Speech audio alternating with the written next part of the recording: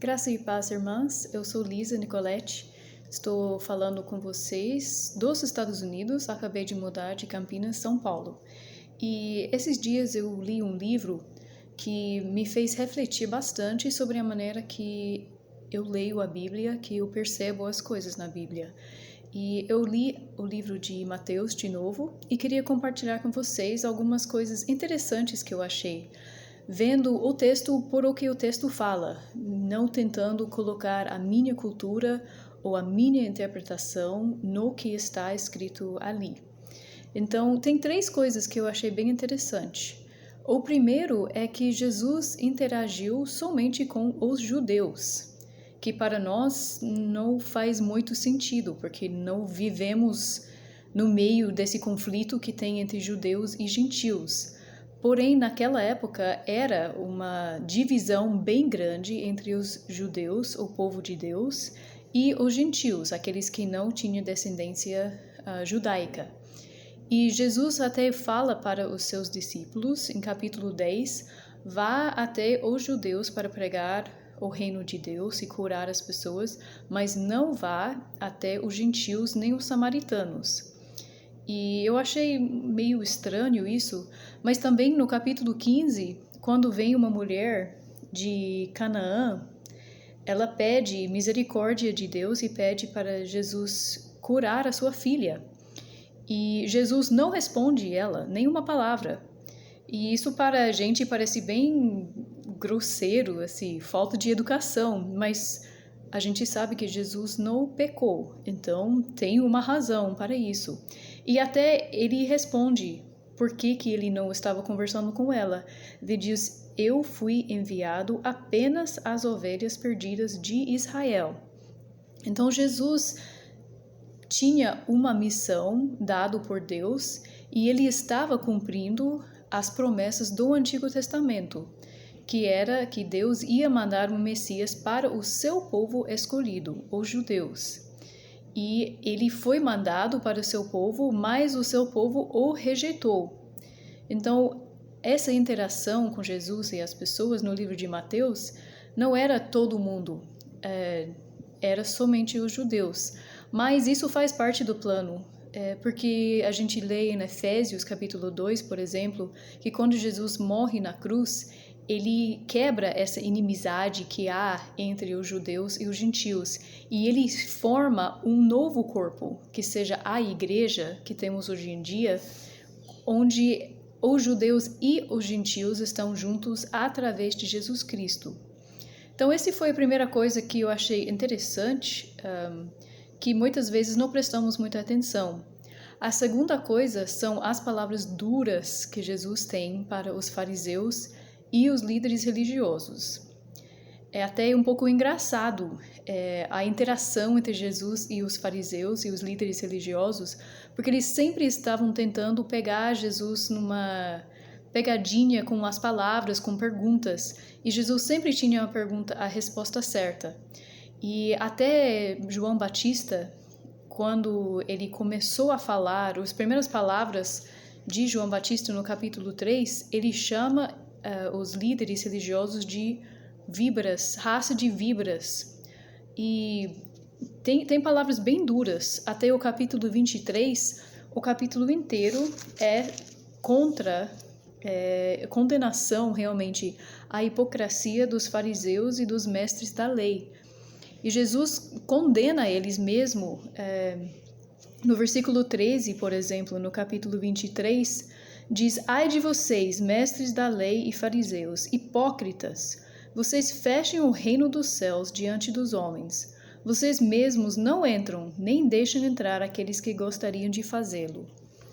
E ele tem muitas palavras duras, porque os líderes religiosos eram isso mesmo, religiosos. Eles eram muito legalistas e estavam fixados nas regras. Muitas vezes as regras que eles tinham escrito, eles fizeram e não deixavam as pessoas realmente ver quem era Jesus, não queriam acreditar que Jesus era o Messias.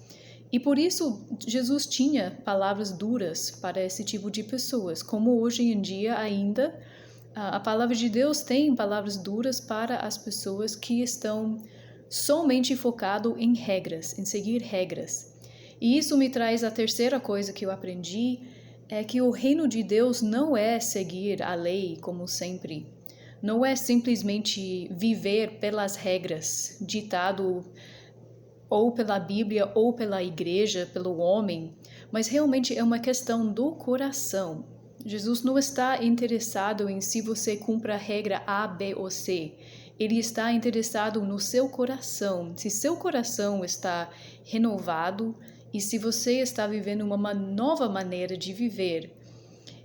No Sermão do Monte, no capítulo 5 a 7 de Mateus, Jesus fala muito sobre isso. Ele fala várias vezes: vocês ouviram o que foi dito aos seus antepassados, vocês ouviram o que foi falado na lei. Porém, eu lhe digo, e ele acrescentava alguma coisa sempre para ajudar as pessoas a prestar atenção no seu coração e não somente na lei e nas regras.